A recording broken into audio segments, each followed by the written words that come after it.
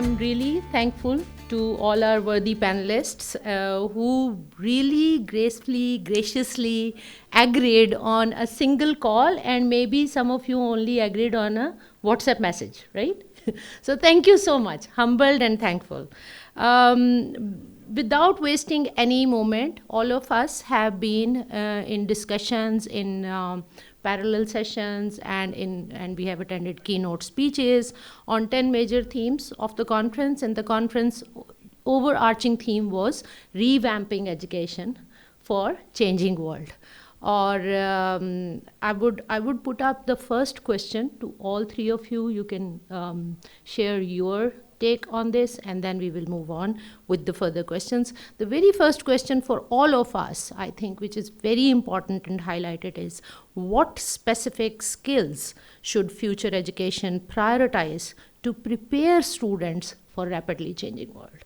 So beginning with you, Dr. Usman, please. Can I just start by saying it's such a privilege to be here in this extremely prestigious conference.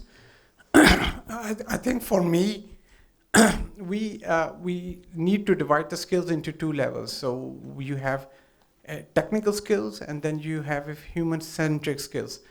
So in terms of technical skills, we're looking at things such as digital literacy, data literacy, AI-based components, AI-based teaching.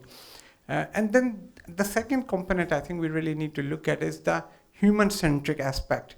And what I mean by human-centric aspect is things such as critical thinking, adaptability, collaborations with other humans, and something which I think is really important today, which is emotional intelligence. Because we keep on saying this, that in the future, AI will take all the jobs, right? And as somebody who's whose bread and butter is based on generative AI and AI, I think that last component, that emotional intelligence, that is something very important. So our technical skills are really important to us, but our human-centric skills, I think they are going to get more and more important with passage of time. Thank you. Thank you, sir. I think nothing is left for me. Actually, I have written it's like that. AI can be competed or can be handled through IE, because this is the emotional intelligence is very important at the moment. Because you see what type of society we have, what are the issues we have at the moment. We are in the fourth industrial revolution. We have globalization. We have the information and knowledge is available everywhere. Definitely critical thinking is very important in this age. But at the same time, there is uncertainty. We don't know. Even we don't know what will happen after 10 years. Because you see, AI, it came into 2023, and it has changed our life. So we don't know, we cannot predict. At the moment, we cannot even predict what type of future is there. So in the age of uncertainty, emotional intelligence is very, very important. Because at the moment, our youth we are very disengaged, frustrated, we don't see the future. And that is why you can see that there's lots of people with mental health issues. We have the smokers more and more. We have drug users more and more. So the issues are very much high. So at the moment, from the very beginning, from the school age, from the early childhood education, we have to develop their confidence.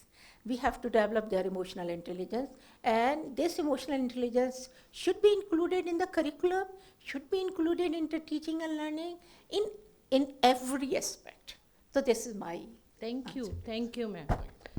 I'll have a slightly, if you allow me to modify the question a little bit. Please. I think the skills are presently the skills are needed more for the teachers and the people who are to impart the trainings. Okay. This is something that we have observed over the passage of time. I've been fortunate enough to have been associated with Virtual University from literally day one when it started. And I've seen the evolution, how things are going towards the adaptation of the ODL and ICT-based learning. Now, the important thing is that the roles of the teachers, they are transforming. And we are talking about the skill sets here, and one of the most important aspect is that, just to give you a slight preamble about this, that for example, if you talk about the instructional design mechanism, the instructional design is something, a term that has originated from the educational domain, the educational discipline. But the problem is that when it was evolved, that pertained basically to a classroom environment where there was physical infrastructure available. But now what has happened is the classroom has changed into a digital sphere. It has gone virtual and it has gone cyber. So it has become very inevitable for all the educationists and the academicians and the instructor to understand the skill set that is required to navigate through this particular environment. It's very important to understand, as Dr. Bilal and Dr. Saiba has mentioned, that artificial intelligence. But ladies and gentlemen, very respected participants, artificial intelligence is one disruptive technology. There are many other disruptive technologies. I hope we all understand why we refer them to as disruptive, because they have disrupted a normal evolution of any technology and taken the things all together towards a different side. So as educationists, as academicians, in my humble opinion, ladies and gentlemen, it is extremely important that we understand the dynamics that is involved, right? Now, the dynamics, just an overall, just few points I'd like to mention, is that the educationists, they need to have understanding, first of all, of the instructional design. Now, there are three types of instructional design available. The traditional instructional design, how you design instructions. Then there is instructional design for media contents, how to curate and make things. And there's then instructional systems design, how to navigate the educational contents through the systems that are there, primarily LMS, and there are many more. We are talking about the MOOCs revolution. We are talking about many other things. So being educationists and academicians, ladies and gentlemen, it is very important to understand the whole ecosystem in where your educational contents are going to eventually go.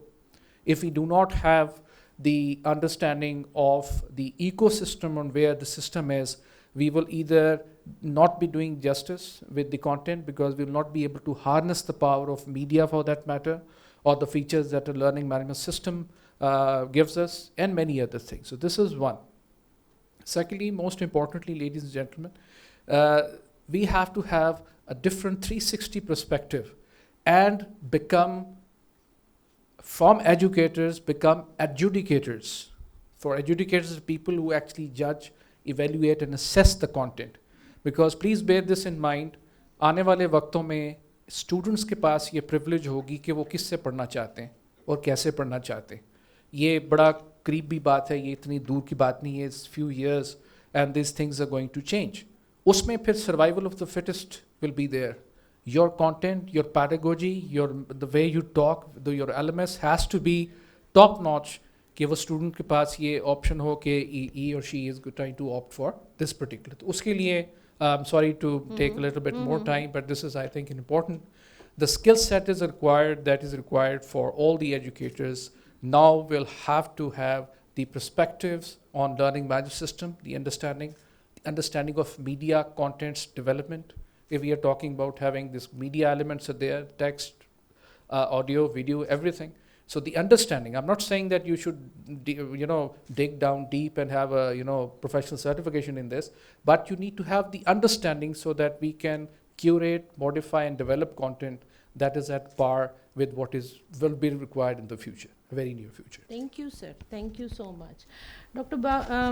Dr. Usman, I would like to come back to you with, actually there are so many questions after what Dr. Baba just said.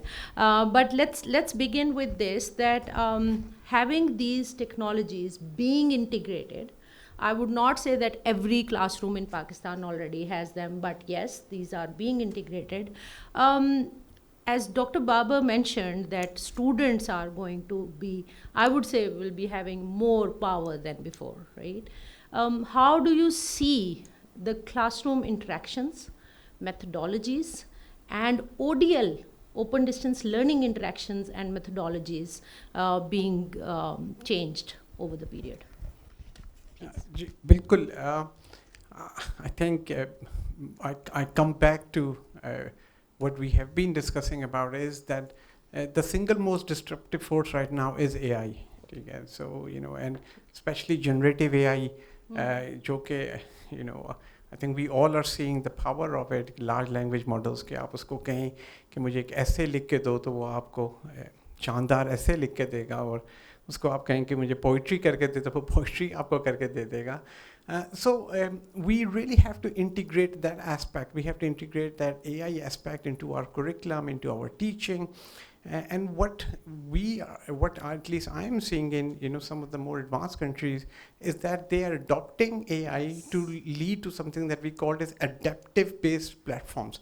Now, what does adaptive-based platforms mean? Adaptive-based platforms mean that you have 20 people in the class.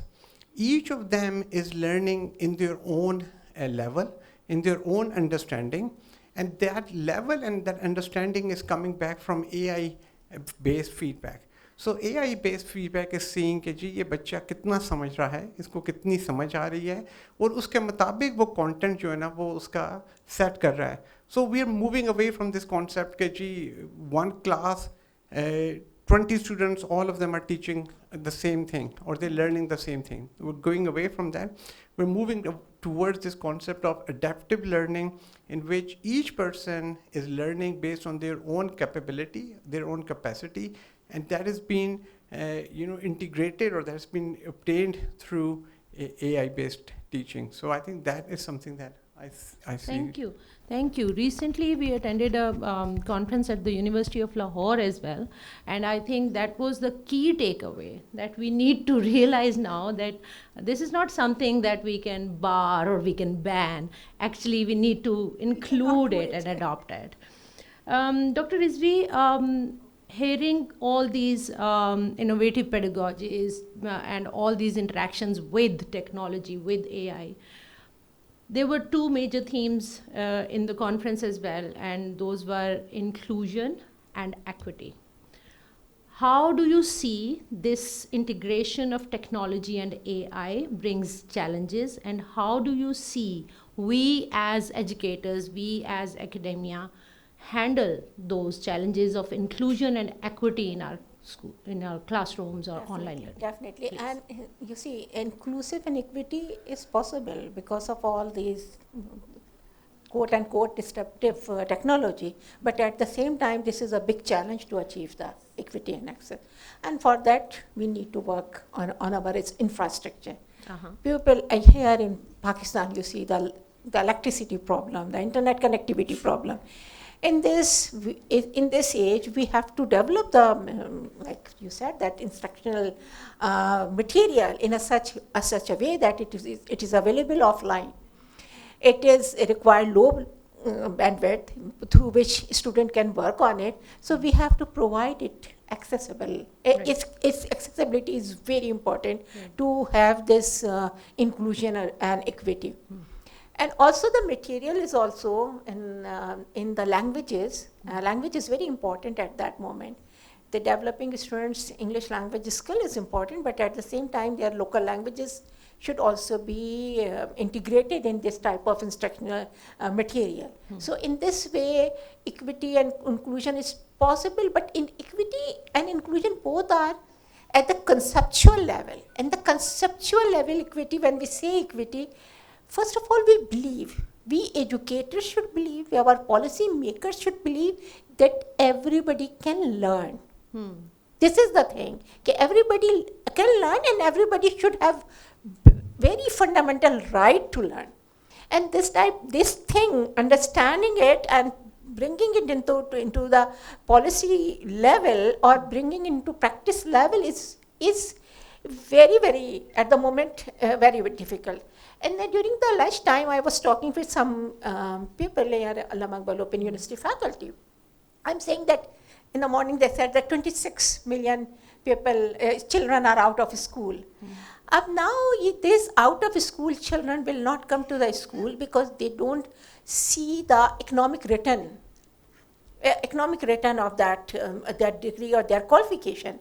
So if we put the onus of learning on them, and I'm just giving a very nice, could be say, but maybe somebody can materialize it afterward, that you see, in this country, if you see that few departments working well, in that department, Nadra, to larger extent, is a very successful, effective department. Right. So if in the Nadra, if people go, 18 years के बाद तो जाना ही होता है ना अपना ID card बनवाने, you will find different stations. एक stations just उनका numeracy literacy का test कर दे, उसको ID card ना रोके, but just mention उसकी numeracy and literacy level, और उसके बाद अगर वो it is very low, it is not, हमारे पास as a citizen you should have a standard literacy and numeracy level. अगर वो उससे कम आता है, that person could be asked to come back to give the same type of to apply for the national ID card. And if वो जाहिर है अब bonus उस पर है, he needs national ID card, even उसको अगर वो ड्राइविंग भी करनी है तो उसको नेशनल आईडी कार्ड चाहिए, अगर किसी घर में माली भी है तब भी लोग नेशनल आईडी कार्ड तो मांगते ही हैं, तो onus is on that person. और फिर देखिए इतनी सारी हमारे पास डिजिटल टेक्नोलॉजी है कि person will see the importance and then they will develop it. तो ये चीज़ जो ओनस लर्नर्स के ऊपर जब आएगी, तो अब इस तरह से हमने इक्विटेबल environment provide कर दिया ना to get the numeracy and literacy. So this is the one solution could be possible.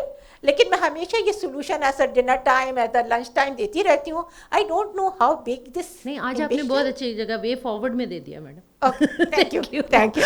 Okay, Dr. Babar and then Dr. Usman, if you also may address the same thing. As ma'am started off by mentioning that we need changes in infrastructure, first of all. What else do you think, because we are now hoping to have a way forward, right? So what else would you recommend that if we really want to integrate all these technologies, if we really want to adopt the new pedagogies and everything, what else do you think we really need to change to begin with? Ji, thank you very much. It's a very pertinent and relevant question. Before I answer that, a comment about Dr. Usman. It's a very important thing that he has highlighted. We are talking about the diversity, so the solution is then AI. We are talking about hyper customization, and everybody that has an idea that even if there's shopping, if there's entertainment, whatever aspect of life is, it's very customized because the systems and processes involved based on AI is now giving us this. There's this provision is available that we can have that particular aspect. So why not in education? So this is important. Now there's a concept called we have the pedagogy and then we have the andragogy, and the latest one is the utagogy. So I will strongly advise all our colleagues here, the academicians, to please dwell into that particular concept of utagogy. The utagogy basically is very similar and very resonating to the latest trend that is. That basically is the concept where the learners has the power of directing. He has the power of defining a roadmap, has the power of adjusting the pace, and that particular concept is then powered by the procedures and systems based on artificial intelligence and other technologies which provide that infrastructure for that particular learner. So in my humble opinion, that the universities and higher education institutions' role is more of providing that infrastructure, providing that technologies, providing those things to the students, so that when they are learning, they have these integrated. It's a very important concept, again, the hyper customization, that people have now realized that if there's a class of 30, 40 odd students, they have different capacities, they have different understanding, they have different IQs, they have different EQs. And then, there's another concept of like neurodiversity, which I don't even dare go into because it's very complex, and because the physical formation of the brain is different. So how can you treat a lot of students like this? So the important aspect is to, and a very important thing I'd like to mention here, that the institutions like the Allama Iqbal University and the Virtual University, in my humble opinion, it's now the right time to take lead. Okay. And being in the leading way as opposed of any conventional university, because now this is going to be the future. So the idea is to hone our skills in this ICT domain rather than going for any conventional head-on thing. And we already have an advantage. And if we can train our faculty, again, the void that I see, the generation Z and alphas and millennials, they don't need to be told what to do, right? It's us, people who actually need to put an effort to be tech savvy or something. So I think the more emphasis that needs to be given at this time will be the development of the faculty members, of the teachers and the educationists, so that they can provide all of these concepts and platforms for the students, and they are tech savvy themselves, and then we can have a very good future coming our way. Thank you so much. Dr. Usman, what changes, what other changes do we really need to make urgently? I think more or less it has been covered. Infrastructure, just from ma'am ne kaha, that is really important. Just from sir ne kaha, I think content. So you get the infrastructure right, then you need to get the content right. And you see, this is where the real challenge is. Content. The content has to be localized. B, the content has to be adaptive to the person that you are teaching. Okay, so it doesn't make sense that you make a content which is general in nature, because as we've been discussing here, that content has to be streamlined to the person to whom you are teaching. And that's a challenge. That's a really big challenge. How do you make a content that is suitable, A, at a very generic level, and B, at a level that is for an individual purpose? And I think that's where AI will really play its part. And I think the final thing is the partnerships, the public sector and the private sector partnerships. I think this is really important. I think we really have to build on those partnerships too. And finally, to get all this going, we really have to start rethinking that how do we teach. So, there has to be a fundamental evaluation of teaching. We are at that place right now, and I think we're moving towards this very much concept, which is called, dynamic learning environments. So I think that's something we can do too. Thank you so much. Dr. Nusrat Rizvi, when I hear all this, and when I look at teachers at different levels, Dr. Babar, I think, started off by saying this, and I can pinpoint all the points which are telling me that we as teachers of any level need to be learning and unlearning and relearning, right? Most of the people sitting here in this auditorium are teachers of one or the other level. What would you suggest? This idea is very clear to us that we have to be lifelong learners. But how is the question? What would you suggest to us, the teachers community? How do we first of all become lifelong learners?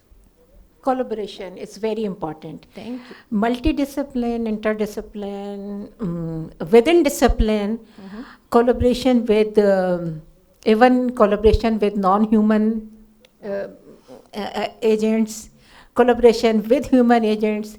Now I'm thinking that this educational design, we need teachers and technologists, technologically advanced people. They should sit together and they can develop the material.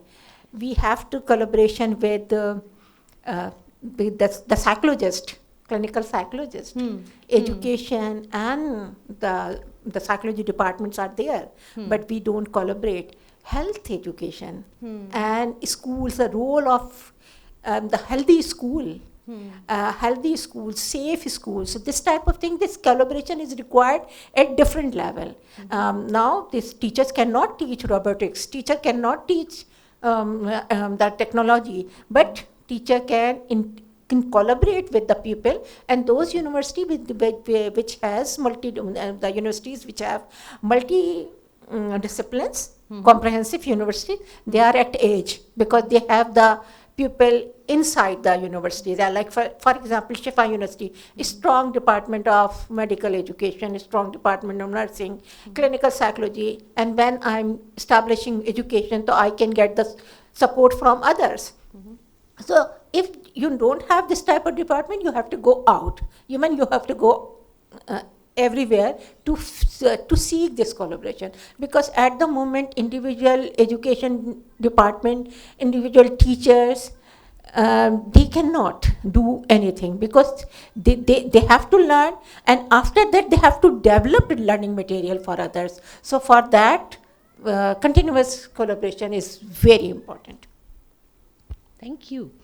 I would like that you may show your agreement or disagreement. When I was reading through the concept paper of this conference, when I first of all saw the title, my take was that we need to realize as teachers that maybe the role, the differentiation of role of teachers and learners is no more going to be there. And sometimes, or maybe most of the time, I will be learning with the students. So how would you address that? Yes, this is a very important aspect, and it's not our fault. I'll give you an analogy, an example. I have 27 years of experience in media, but when I started work, we were working on tapes, right? And for 10 years, if I've worked on tapes and those betas and U-matic, I can't claim this because now that is an obsolete thing. Okay? So I don't qualify to, say, कि यार मेरा ठीक है presentation wise, there's a technical side and the presentation content, yes, that experience is there, but I cannot claim because that is a redundant technology. Similarly, as Dr. Saab mentioning, AI is a disruptive technology, and one of the features of any disruptive technology that is omnipresent in all of the states, in the stock exchange also, it's in education also, and it's in medical and media also, and in education also. So if I need to be aware, so I need to know the role of artificial intelligence in media, in my industry, which I work. I need to know what IoT applications in media is. I need to know the XR, the extended technologies, extended reality technologies. I need to know and every technology that is there that is directly influencing, because the change is not ours. The change has been driven through the external atmosphere. So ladies and gentlemen, well, it may sound a bit crude, but whether we like it or not, we don't have any other choice. We cannot teach something that we don't know. Yes. It's as simple as that. And these knowledge, these things, these technologies are budding. Okay, it's nobody's fault. Our fault, because if somebody is to, learn, say AI in media, there's no structured education still available because there's a whole lot of structuring process that goes in. So it requires time. But the people who are tech savvy, they are just right, across us. There's a racing start, and we are all at the same line because there's something new. So we may have an advantage of having an experience and strategizing and self-discipline and things like that. But as far as the education is concerned, तो उसमें हमें करने की ज़रूरत है. Now there's another concept that we need to understand is the synthesis of knowledge. That is the core of any research foundation that we always discuss and talk about, how the knowledge is synthesized. I hope we all understand the difference between knowledge and education, right? So it's a pretty simple definition that the structured form of knowledge is education. So there's no problem in knowledge, there's no problem in education. The problem is in structuring, because, any government, I'm not going to be critical about any particular, regulating authority or anybody, but it happens in all the countries that there are certain people who decide the composition of a certain course or that what ought to be taught to this. First of all, that process takes a lot of time. And it cannot keep up with the pace of technology. So when a formal structured curriculum is rolled out, about 30-40% of it is already redundant and obsolete.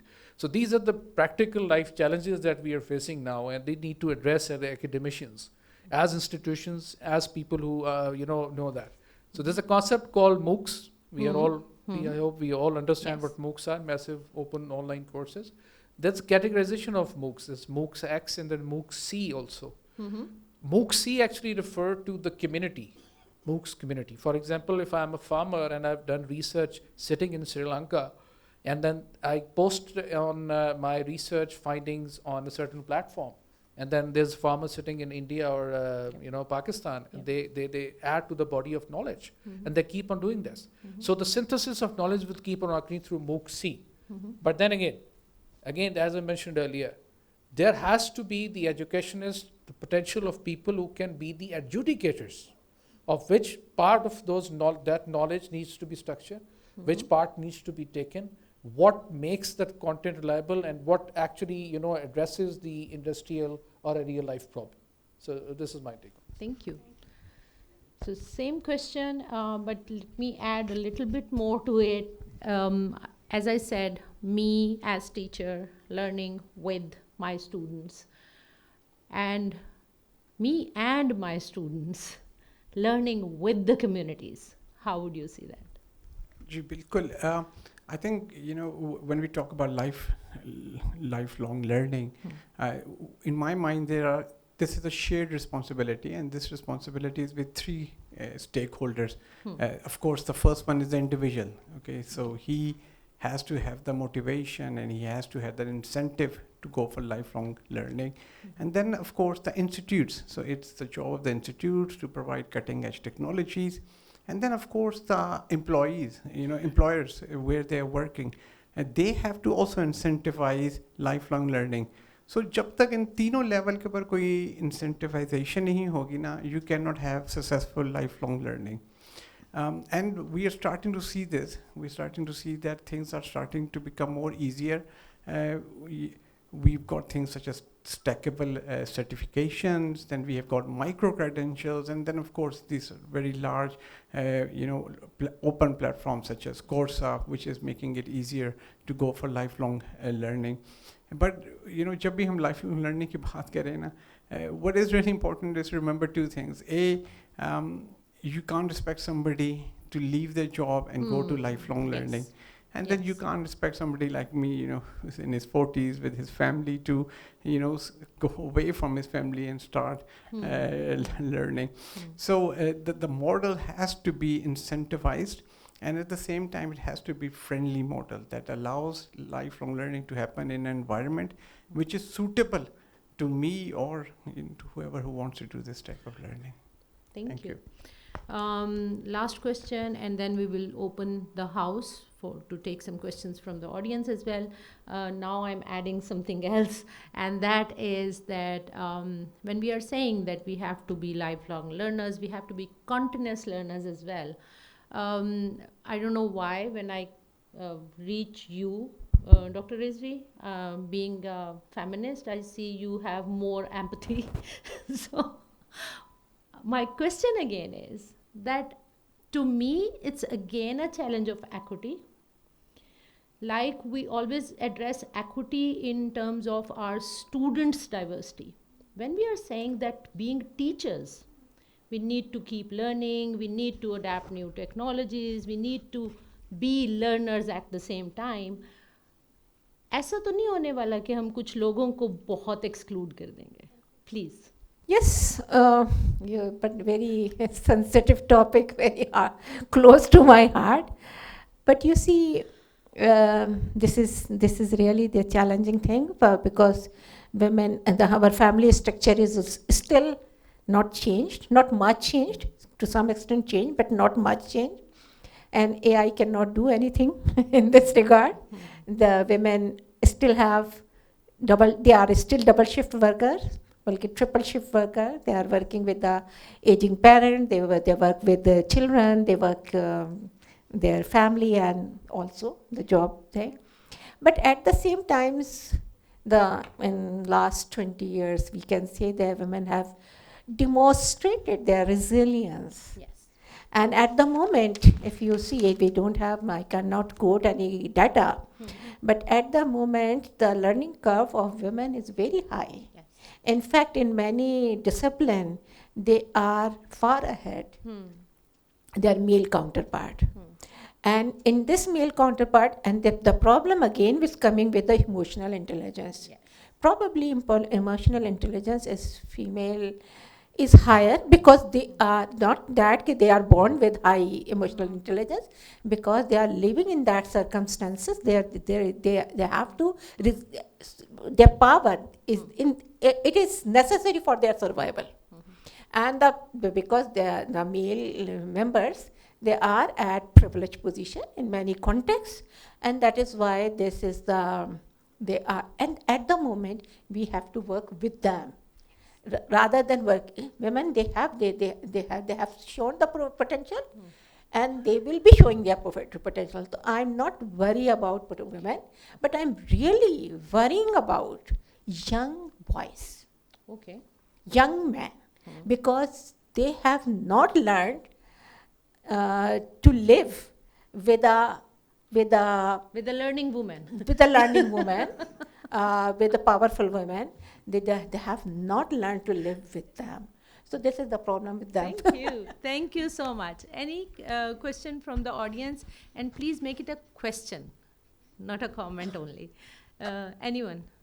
Mike देंगे जी. Madam आपने हमें इतनी बातें, वो जैसे state ना language को as a tool use करती है, सारा कुछ आप हमें सुनाते रहे, और जब आपने हमें मौका दिया तो बाउंड कर दिया कि सिर्फ क्वेश्चन पे रहना है, कॉन्टेक्स्ट के बगैर क्वेश्चन कभी नहीं होता। क्वेश्चन हो जरूर उसमें। तो मेरा सवाल बहुत सादा सा है कि जब हम आर्टिफिशियल इंटेलिजेंस की बात करते हैं तो जो कॉग्निटिव थियरीज आज तक हम पढ़ते आ रहे हैं और हम उनको आज भी ट्रू मानते हैं। सपोज मैं ये कहता हूँ कि प्रोडक्ट से ज़्यादा प्रोसेस मैटर करता है, और माइंड का यूज़ और मेंटल प्रोसेसेस की जो एंगेजमेंट है, ये दरअसल ह्यूमन की जो कॉग्निटिव डेवलपमेंट है इसके लिए ये बहुत क्रिटिकल है। और आपने क्रिटिकल थिंकिंग की बात भी की, मेरा सवाल दरअसल बावरली साहब से है। तो जब ये पकी पकाई जैसे बेकरी मिली और हमने घर का खाना छोड़ दिया, ख़वातीन को आसानी हो गई, और उधर से पैम्पर आ गया और वो डब्बा आ गया, कौन सा वो होता है दूध वाला, और बच्चा पैदा करना और पालना आसान हो गया, तो हम तो अपने ऑर्गन्स को और पर्टिकुलरली इस क्रिटिकल ऑर्गन का यूज़ छोड़ते जा रहे हैं। तो अगर हम ये छोड़ बैठे तो पहले हम जिस्मानी तौर पे लूले हो चुके हैं, फिर ज़हनी तौर पे लूले हो जाएंगे। तो इस पे मैं आपको जानना चाहता हूँ, मैं चूँकि मैं भी कोई पीछे 42 साल से एजुकेशन से वाबस्ता हूँ एज ए प्रोफेशनल, 42 ईयर्स मुझे हो गए टीचिंग के अंदर। 84 में मैंने ज्वाइन किया था, और मेरा ये कंसर्न बिल्कुल मेरे ये कोर ऑफ द हार्ट है और वेल अंडरस्टूड है। आपके कमेंट इस पे जानना चाहता हूँ। बहुत शुक्रिया। बहुत शुक्रिया आपका जनाब, बड़ा अच्छा आपने सवाल पूछा है। इसका मैं अपने जो भी जवाब देने की आपको कोशिश करूँगा। देखें, the difference of opinion is always going to be there, कि आप इसको किस तरह अप्रोच करते हैं या मैं क्या करता हूँ। द बिगेस्ट प्रॉब्लम मैं मेरी नाकिस राय में कि जो थियरीज़ के हवाले से है ना, कि वो हमारी 70 to 80% डिबंक हो गई हैं ड्यू टू वन वे और the other, due to the change of atmosphere. आप कहते हैं कि कॉग्निटिव लोड कम है, maybe my perspective is कि cognitive load is ever increased, it's much more than ever it was, right. हमारी communication, continuous engagements, digital divide, many things, many concepts are not applicable जो कि इस चीज़ को address करते, ठीक है। हमारे हिसाब से हाँ, ये फैकल्टीज़ की आप बात कर रहे हैं, फैकल्टीज़ हो सकता है कि फ़िज़िकल फैकल्टीज़ हमारी कम हों, लेकिन mental capacities, capabilities, AI is just a tool. देखिए, मैं अभी तक आपको बात बताऊँ, हमारे जो एक डिस्कशन होती है कि मैं थोड़ा सा बायस में अपनी क्रिएटिव उसके पॉइंट ऑफ व्यू से प्रोडक्शन के हवाले से बात करूँ या सारा, the original idea is always going to be from your side. Yes, the process will be expedited, but the process will never be accurate. वो मैं ख्याल है डॉक्टर साहब मेरे से बहुत ज़्यादा बता सकते हैं कि आर्टिफिशियल इंटेलिजेंस भी जो है मैक्सिमम एक्यूरेसी लेवल अभी उसका 93% पॉइंट कुछ परसेंट पे पहुंच पाई है, कोई भी अभी हो। यू कैन इंश्योर दैट, मुझे मेरे में भी शायद आउटडेटेड इन्फॉर्मेशन हो, it's 93.4 accuracy. The still a percentage that the AI will never be accurate, ठीक है। वो मैं आपको एक मिसाल छोटी सी देता हूँ कि वो एक, पता नहीं आपने शायद वो देखा है कि नहीं, वो उसने कहा, ट्रांसलेट करें, उसको कहा कि आफतों के दौर में चैन की घड़ी है तू, and the translation was in time of calamities you are a Chinese watch, right? So there is flaws there which actually will give us more intuition, more cognitive load. और जिस तरह हमारा मीडिया का अगर कंजम्पशन पैटर्न की बात करें, social media, वो that has increase so much कि हमारी कॉन्टीन्यूसली इंगेजमेंट उसके हवाले से है। तो आपका सवाल एक पर्सपेक्टिव से दुरुस्त है, लेकिन मेरा, आप होपफुली जो मेरा थोड़ा सा मैंने आपको इस पर्सपेक्टिव बताया है कि now we have diversity, now we have inclusion, and सबसे बड़ी बात जो एक और बड़े एक नेग्लेक्टेड हमेशा रहा है, वो ग्लोबलाइजेशन है। मतलब I being a student of media try to follow Netflix, Netflix आपको पता है कि पहली दफ़ा ऐसा ज़िंदगी में हुआ है कभी भी कि Korean cinema has dominated the American US market through their content. This has never happened before. ठीक है, और डाइवर्सिटी चीज़ें उसमें और कंटेंट वो भी हम कोरियन भी कंजप्शन कर रहे हैं बिकॉज वो आर्टिफिशियल इंटेलिजेंस या उसके जो टेक्नोलॉजिकल जो इंफ्रास्ट्रक्चर है वो प्रोवाइड करता है कि उसकी डबिंग भी आपके पास अवेलेबल है, उसकी आपके पास सबटाइटल्स भी अवेलेबल हैं. बल्कि उसमें अगर आपने देखा हो कि एक बड़ा इंपॉर्टेंट फीचर है, इट्स कॉल्ड द AD. ठीक है, आप कभी नेटफ्लिक्स देखें ना, वो उसमें है डिस्क्रिप्शन का है जो कि नाबीना अफराद को भी वो फिल्म दिखा देते हैं. वो डिस्क्रिप्शन साथ बोलता है, यानी they are in the business of movie making. उन्होंने सोचा कि हम नाबीना अफराद को, this is the pinnacle and epitome of something that you know talking about the trade. So मेरे हिसाब से जो कॉग्निटिव लोड्स हैं वो पहले से कहीं ज़्यादा हैं. A person has to navigate through a lot of information outflow and influx that they need to manage. और उसके लिए ऑब्वियसली बहुत सी थ्योरी मेरे ख्याल है अभी आएंगी जो कि बहुत सी थ्योरीज जो है वो change. I hope that yes. I would take one more question, लेकिन हम चाहेंगे कि डॉक्टर उस्मान इसको भी एड्रेस करें जब आप फर्दर एलैबोरेट कर लें. Thank you. क्रिटिकल थिंकिंग जैसे कि अभी बात की गई, to me in response to your question, I feel, and you may address it, I feel as if our students and learners were mostly after the answers. With this integration of AI, what I'm seeing is that for the very first time, they are learning to build questions. And to me, that is a level of critical thinking. Sir, your take. Thank you. You know, as a computer scientist and as a mathematician, I would like to answer that within these two areas and with numbers, just to prove to you where you know where artificial intelligence is and where the human mind is. So I'm sure आप सबने ChatGPT इस्तेमाल की होगी, right? So ChatGPT uses an architecture which is called a transformer architecture. ज़्यादा bore नहीं करूँगा, ठीक है आपको. And transformer architecture is basically based off neural networks. So you have stack and stack and stack of neural networks. And interestingly, neural networks का concept is derived from our own brain. ठीक है, हमारे अपने दिमाग में भी neural networks हैं, अल्लाह ताला ने दिए हैं. So it's basically derived from that concept here. And the transformer architecture is considered one of the most pivotal and important architecture in generative AI. इतना important है transformer architecture के chat GPT. So G stands for generative, T stands for P stands for pre-trained, and T stands for transformer. So इतना important transformer architecture है कि chat GPT ने transformer का नाम अपने उसके अंदर डाला है. So transformer architecture के अंदर you have you know, again not boring you too much, but you have multiple neural network parameters. And the neural network parameters in the current chat GPT-4, जो कि I'm sure आप सब इस्तेमाल करते होंगे, that is 10 raised to the power 11, which is 1 trillion, okay? And it's a very big number, बहुत बड़ा number है. इसका मतलब हुआ कि you have 1 trillion programmable parameters and it can make a decision based on those. So एक कोई छोटी सी भी इसमें decision लेनी होगी, अगर आप उससे पूछेंगे कि what is the color of the sky, so it has 1 trillion parameters on the base of which it can make this decision. Human mind के अंदर Allah has given us 10 raised to the power 13 parameters. So that is 100 trillion.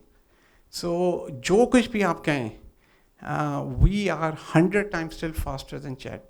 We are still 100 times more receptive to communication and more able to produce an outcome as compared to ChatGPT. So AI is, still has some way to go. Thank you. Ji, Dr. Sir. Thank you.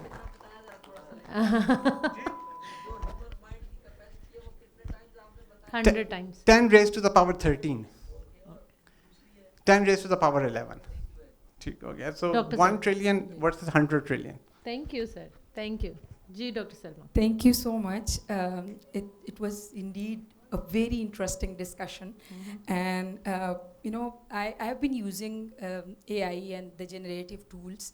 I'm teaching with different universities online right now. So my question here, and I would definitely agree with Dr. Saab when he said कि यहाँ पे acceptance सबसे पहली चीज़ है, right? AI is not going to replace the teachers definitely, but it will definitely replace those who does not know how to use AI, right? And saying this that our students will not use or we will detect it no matter what tools we use, right? I think we have to when you said about bar and having it a safe space of learning, and you talked about personalization of education. I think we mostly talk about how to teach in the classroom, make it a safe and conducive learning environment. But the challenge that I am right now facing as a faculty member, teaching with 2 different universities, one at the University of Hertfordshire, UK, and one at one of the local universities here in Pakistan, is really engaged with the assessment, right? The personalization of education, as a teacher, I can use it differently. But when it comes to the standardized testing, right, where I'm giving just one paper to all my students to conduct the exam versus when I'm making the assessment, according to the level of each of the students. So I think assessment in this whole discussion was a little bit neglected. I felt like teaching methodology and the equity part was here, but I feel like if we are making, as a teacher, when I am making an assessment, my students still, and I ask them, you can use any sort of AI tools, right? Be creative. And it is more of productivity that maximize your time and make it more interactive. Each one of you have to show your level differently. So as a teacher, I know where I have left the spaces for them to be creative. And to be very honest, it takes more time now to make assessment than ever, right?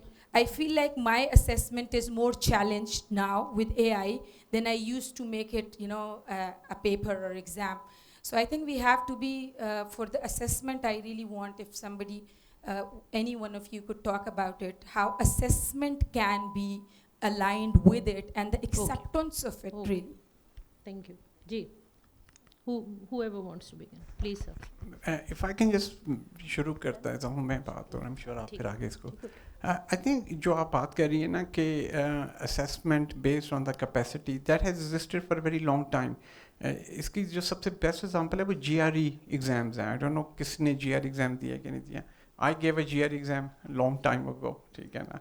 And the thing with GRE exams was कि अगर आप एक question सही करते थे ना तो वो आपको उससे थोड़ा सा मुश्किल क्वेश्चन देता था, और अगर आप एक क्वेश्चन गलत करते थे तो वो आपको थोड़ा सा आसान क्वेश्चन देता था. So this idea of having assessment based on the capacity of a person has existed for a long time. What you are very right in now is that it becomes very more important today, because as we move towards this concept of adaptive learning, so your assessments also have to move towards adaptive learning, okay? And you have to see that if somebody is doing well, maybe you challenge him slightly more than somebody who's just struggling. So that's very interesting question again. Iska simple jawab, adding to what Dr. Saab just said, the system should do this. Because when we talk about the hyper customization, we are already talking about how the system can actually assess. And there are 2 types of assessment when we talk about this ecosystem. एक content की भी assessment है. It's not necessary कि वो अगर उसके learning outcomes meet नहीं हो रहे तो there's something wrong in the digitalized video content also. So there's a formative and summative both alongside that needs to be taken care of. Again, when the system, again वो utagoji वाला concept है कि when you design the systems will automatically, based on AI or any other technology that you want to incorporate that facilitates the basic learning. एक तो वो hyper customization को वो address करेगी, और दूसरा ये है कि वो automatically the system will keep on generating the statistics which can maybe if not 100% about 80% हमें assessment के हवाले से भी चीज़ें दे सकते हैं. Assessment first of all needs to be done of the systems, then the content, and then the last phase is going to be of the learners' capacities. So all of this needs to be taken separately and addressed separately. Thank you so much. I have been informed that our closing session is going to begin in a few minutes. Ma'am, if you want to have a final word or anything, please. हमें ये देखना होगा कि वो कौन सी चीज़ school में हो सकती है जो मतलब टेक्नोलॉजी और एआई ये सारा कुछ काम करेंगे, लेकिन कुछ चीज़ें जो ह्यूमन एलिमेंट है वुड स्टिल बी देयर और उस पर हमें काम करना होगा. स्कूल्स जो है वो प्लेटफॉर्म हो नॉलेज शेयरिंग का, नॉट नॉलेज ट्रांसफ़र का, नॉलेज शेयरिंग का हो, सोशलाइजेशन का हो, because this socialization, human socialization जो है वो बहुत मिसिंग एलिमेंट हो गया है. अगर स्कूल ह्यूमन सोशलाइजेशन नहीं प्रोवाइड करवा पा रहा है तो फिर they will be engaged with the learner will not come to the learning place, क्योंकि लर्निंग तो हो रही है उनकी मुख्तलिफ जगहों से हो रही है, लेकिन जो ह्यूमन सोशलाइजेशन है वो नहीं हो रही है. तो ये जो सोशलाइजेशन और नॉलेज शेयरिंग का जो एलिमेंट है वो हमें कहीं भी उसको शामिल करना होगा, बहुत ज़रूरी है. तो ये जो एजुकेशनल टेनमेंट की बात है कि इंटरटेनमेंट एंड एजुकेशन, उसको हमें इंटीग्रेट करना होगा to make ourselves relevant for the young learners. Thank you so much. And with that, I would only like to say something, that way forward is much better and brighter. So let's embrace it. Thank you so much. Thank you very much, our respected panelists. It was a really thought-provoking and insightful discussion. And we also had a pre-conference workshop on AI. So that was, this segment was really an interesting segment to add on to those things that we have covered in our pre-conference workshop. And thank you, Dr. Sharma, for moderating this session. As soon as our chief guest will arrive, so we will request them to hand over the honorary certificates and token of appreciation to our panelists. So may I request you to please step down the stage so that we can, we can call you again. Thank you. Thank you for understanding. Thank you very much. Ladies and gentlemen, our chief guest, Professor Dr. Mukhtar Ahmed, Chairman, Higher Education Commission, has just arrived. And before taking their seats, I will request our worthy guests,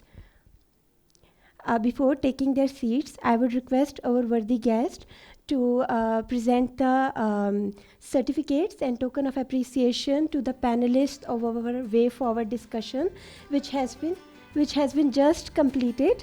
So it's an honor that we just have time to get the certificates from our respectable chief guest.